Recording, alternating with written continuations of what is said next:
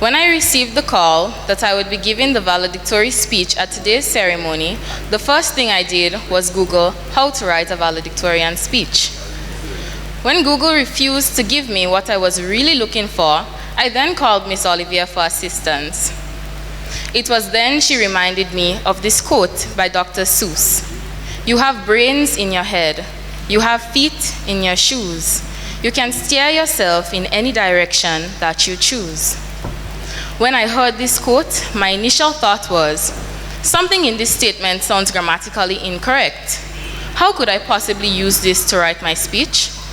However, as my issue with the phrasing became less important, the meaning became cemented in my head and seemingly became an inspiration as I sat down to write this speech. I am overwhelmed with joy, but more so filled with gratitude to be standing here as the valedictorian of the graduating class of 2023.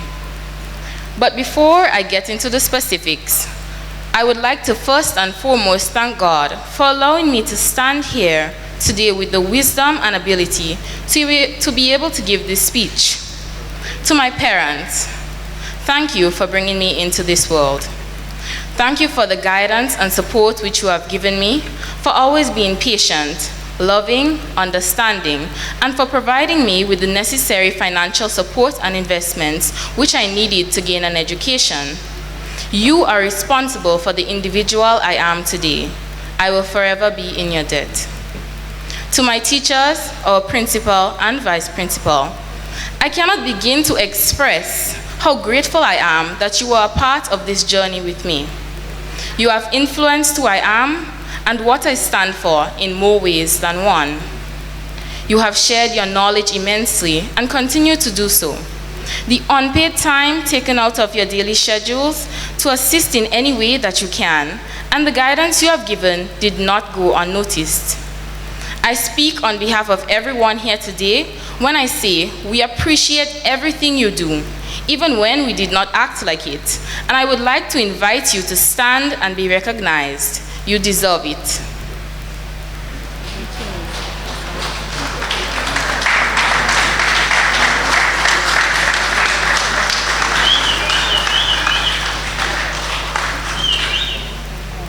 Thank you to the auxiliary staff, our cleaners, for ensuring that there were clean chairs and tables for us to sit on every day, the tuck shop personnel and cooks for the delicious warm meals, our securities for your protective services.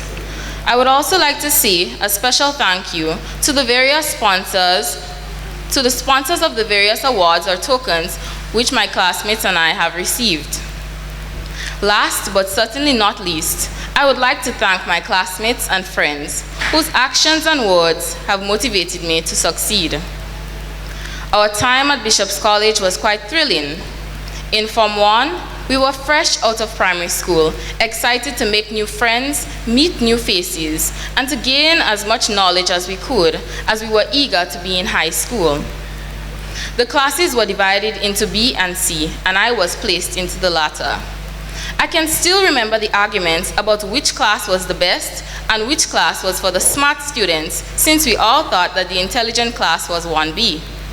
As the arguments continued, I sat there wondering, if Form 1B was for the class with the smart kids, then how did I get here in 1C? Thankfully, this confusion was sorted out later during the day when it was finally revealed what B and C stood for. As the years followed, the very forms that we fought to be in endured so much tragedy. Please join me in a moment of silence as we remember our fallen classmates, Amika Lyons and Nomela Noel, and our beloved teacher, Mr. Wade McDonald.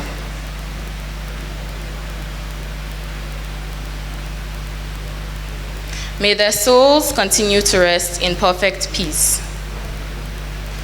As we struggled to recover from the loss of our friends and teacher, we were hit with a global pandemic that knocked the wind out of us.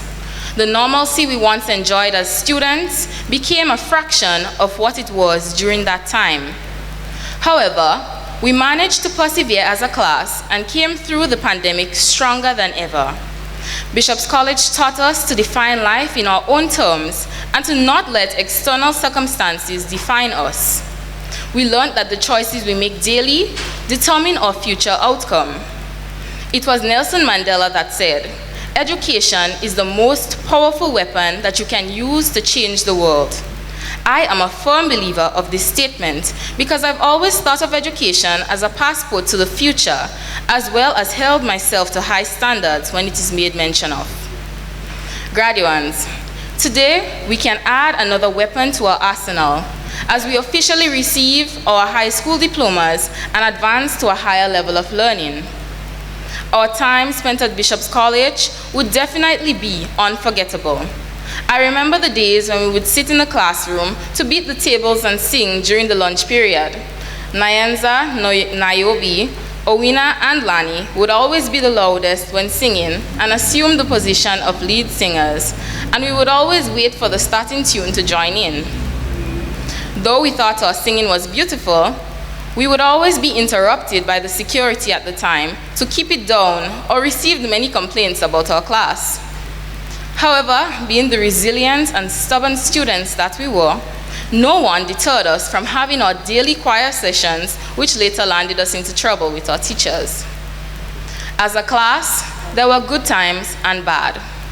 Though there were bad times, they were learning experiences, character building, I would say.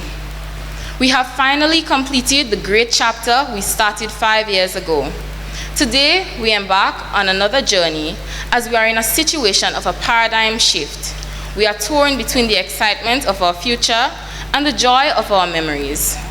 However, just for today at least, let us do as Mother Teresa once said, let us be happy in the moment. Congratulations, class of 2023.